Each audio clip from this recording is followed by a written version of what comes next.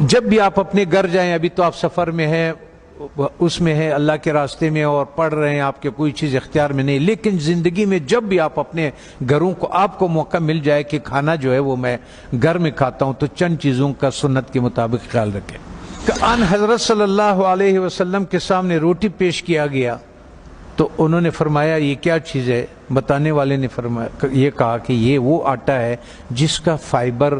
بوسی نکال دیا گیا، جس کو ہم لوگ فائن آٹا بولتے ہیں، سفید آٹا بولتے ہیں۔ تو ان حضرت صلی اللہ علیہ وسلم نے فرمایا میں نہیں کھاتا۔ پھر اس کا دور ختم ہوا، حضرت ابوبکر صدیق رضی اللہ عنہ کا جب دور خلافت ہوا تو آپ کے سامنے کسی نے پیش کیا کہ یہ کون سی روٹی ہے؟ تو انہوں نے کہا کہ یہ وہ روٹی ہے جس کی فائبر یا بوسی نکال دیا گیا ہے۔ تو انہوں نے کہا کہ جب میرے نبی نے نہیں کھایا، میں آخر قیامت کے دن کیا منہ دکھاؤں گا؟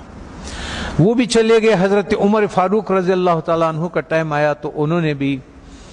ایک جس کو گورنر، خلیفہ یا امیر بناتے تھے تو فرماتے تھے کہ 4 نصیحتیں لکھتے تھے، ان کو 5 نصیحتیں لکھتے تھے، جو بھی تھا کہ آپ نے ترکی گھوڑے پہ نہیں سوار ہونا، آپ نے یہ کپڑے نہیں پہننا، آپ نے ایک اپنا آنے کے لیے کسی کو رکاوٹ نہیں بنانا، وہ گارڈ نہیں رکھنا، آپ نے بوسا چنا وہ آٹا نہیں کھانا۔ دوسری بات، جب آپ کھانے کو پیتل میں اور اسٹیل کے برتن میں رکھتے، اس سنت کو ہم چھوڑ دیتے ہیں، تو پیتل اور اس اسٹیل میں وہ طاقت نہیں ہے کہ آگ کے تابکاری سے کھانے کو بچا سکے۔ تو آگ کے جو تابکاری ہے اس سے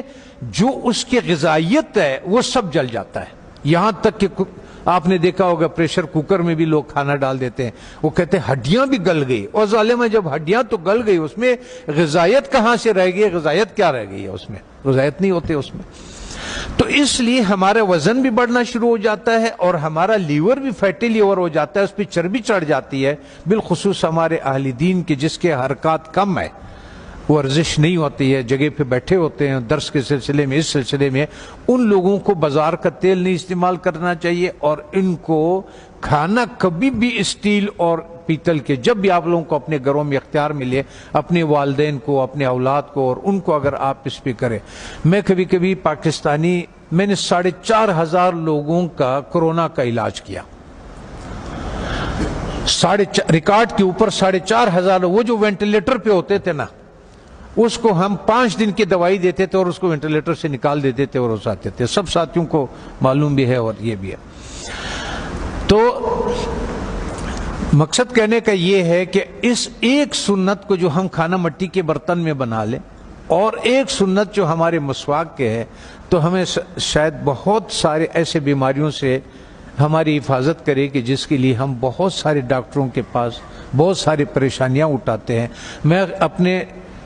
ہیلتھ منسٹر سے بھی میں نے کہا اگر مجھے اجازت دے دے، طالبان سے میں نے کہا آپ نے جتنا زور لگایا اس روس کو اور اس کو، اور اللہ نے آپ کی مدد کی کہ روس بھی نکل گیا، امریکہ بھی نکل گیا، ایک جہاد اور باقی ہے، وہ ہے ہمارے ان غذاؤں کے بارے میں کہ جو ہماری صحت خراب کرنے کے لیے دیا جاتا ہے۔ جب ہماری صحت خراب ہو جاتی ہے پھر اسی کا ہمیں دوائیاں بھی بیچتے ہیں۔ اس میں سے میں نے کہا اگر صرف گھی کو نکال دیا جائے پاکستان سے تو 90% پاکستان کے ہاسپٹل بند ہو جائے۔ یہ گھی نہیں جو بازار میں جو تیل مل جاتا ہے،